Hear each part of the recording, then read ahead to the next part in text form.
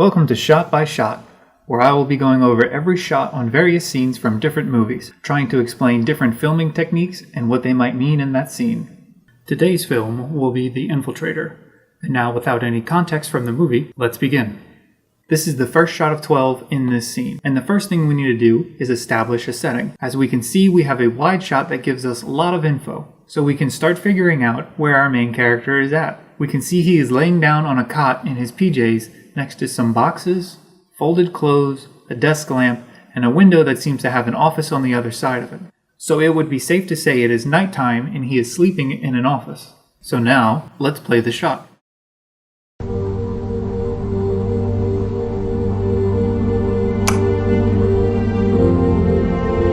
The first thing we will look at is the camera movement. The camera starts off wide and establishes the scene and pushes in slowly. Pushing in means focus on this, or we are going to get closer to the main character, not just physically, but emotionally, like we are a friend coming over to talk.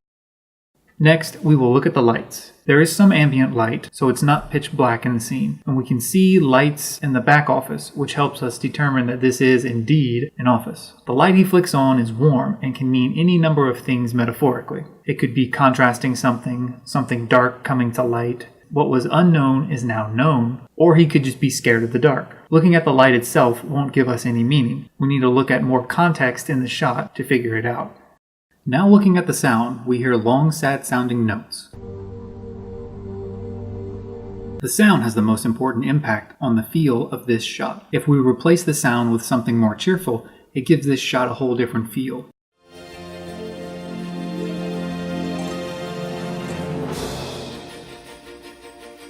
As you can see, sound is a really good indicator of mood, and the sad sounding notes playing throughout this whole scene put this scene in a sad mood.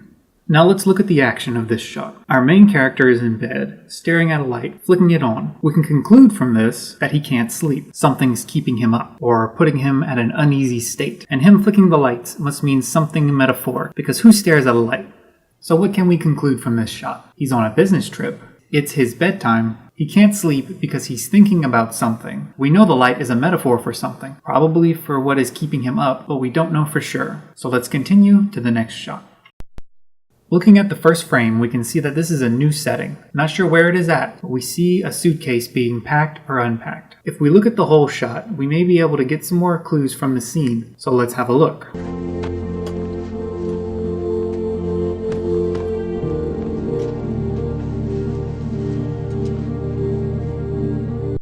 Okay, we know from previous scenes in the movie that this is his wife and they are in their bedroom. We also see him packing the suitcase, so this must be before the first shot. We get another clue for this because the white shirt we see in the suitcase is the same one beside his bed in the office. So this is a flashback to when he was packing for his business trip, and this is the memory keeping him awake.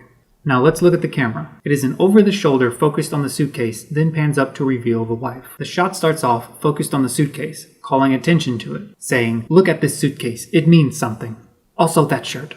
As the camera pans up, we see that this is his room and that is his wife. It's almost like the camera is visually saying to us, packing suitcase, home, wife. They could have had this shot at a wide angle to establish the scene more, but that would lead to confusion. In the first shot, we get a wide establishing shot, and if they did that in the second shot, it would seem like it's two different scenes altogether, and we wouldn't really think that this is a flashback. At the same time though, you need to establish a new scene, and this shot does just that by panning from the suitcase to the wife. Moving on to the lights, they are very warm and soft lights, which match the light that he turned on in the office, making the connection to the desk lamp and this memory more apparent. Now why do they have every light on in the house, you may be asking? I don't know. Could be that it looks less creepy than someone walking out of the dark, or for the aesthetics of it. The action in this scene is him packing his clothes as anybody normally would, until his wife walks by with an upset face, and he freezes for a second as if he were caught or surprised. So in conclusion, we can say that his wife has some concerns or issues with him packing and leaving for this business trip. On to the next shot. A simple reverse from her perspective to reveal him and his expression. We can also see from the window it seems to be dusk. If we look at the light, he seems to be lit a bit dimmer. We know there are more lights in this room, but the light to the screen right seems to be illuminating him the most, almost to how he was lit in the first shot, further emphasizing the connection to how he feels here to how he feels in the office right now. Let's play the shot so we can see the action. He has a concerned look about him and he puts the shirt down. We can conclude he probably knows why she's upset with him, but can't do anything about it, because we already know he went on the business trip anyway. Moving on. We're back in the office, and if we look at the last frame of the third shot to the first frame of this shot, we can see things start to line up, like the light being on the same side, the placement of the window, and various vertical lines start to line up as well. It's not exact, but it's close enough to put an emphasis on what he's thinking about in the office. If we play the shot, we see that we're still pushing in, still getting closer to him emotionally. Looking at the lighting of the shot, we see him turn his desk lamp off, which could mean many things, but we know he is thinking about this memory with his wife. So the light could be the connection to his wife, and it's going out or fading. So in conclusion, going from the third shot to this shot, we can see that his wife being upset is on his mind, and him flicking the lights is an expression of their connection. In shot 5, it's a medium close-up cut to her looking sad. The camera is closer now, meaning we're going to get personal with her as well, or this person is going to express something that we should pay attention to. When we play the shot, we see her looking down and turn away, like she wants to leave because she's so upset, and like the light going out in the fourth shot, her patience and tolerance is running out as well. The next 3 shots are roughly the same, going back and forth to catch their dialogue and facial expressions. A little bit of context before we play the next 3 shots. He is infiltrating criminal organizations and spending more and more time with them, putting himself in danger. He had the option to retire after his last job, but chose to take on just one more job.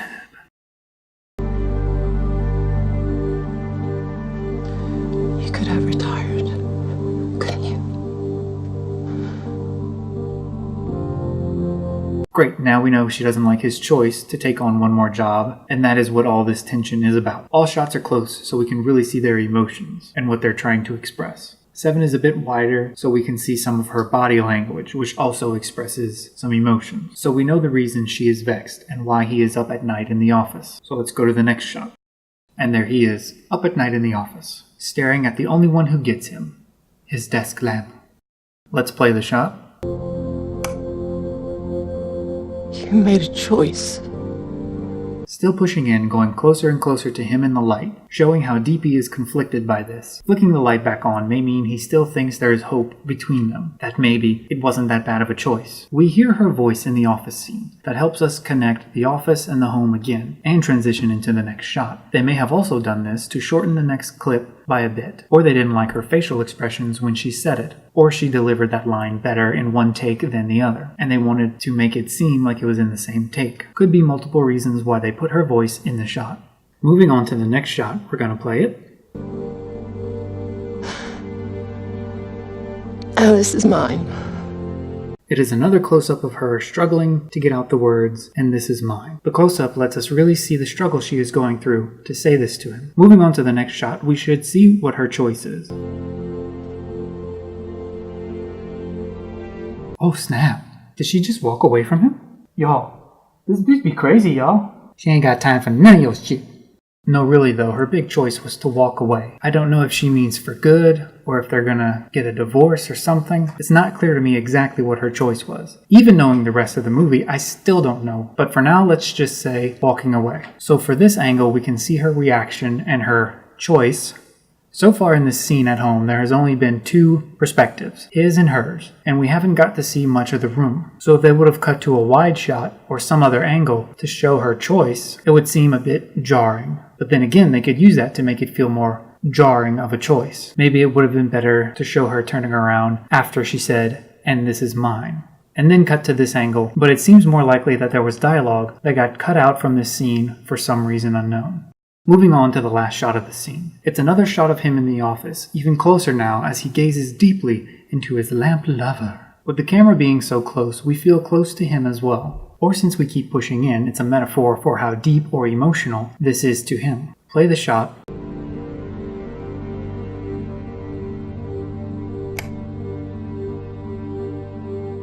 Now, the camera is still pushing in. He turns the light off and it fades to black. Turning off the light is very symbolic to how he feels because his wife made a choice to walk away from him, so the light of his life went out. Or you can look at the light as his home life not being there anymore. Now that we've looked at each shot, let's play the scene uninterrupted so we can see how it looks all together.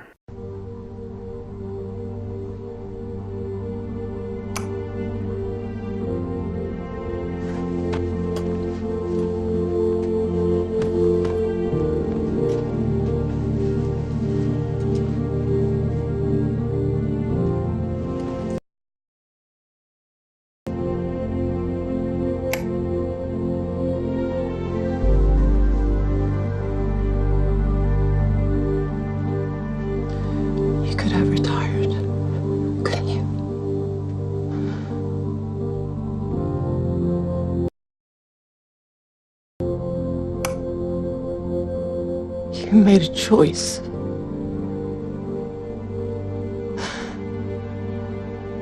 Alice is mine.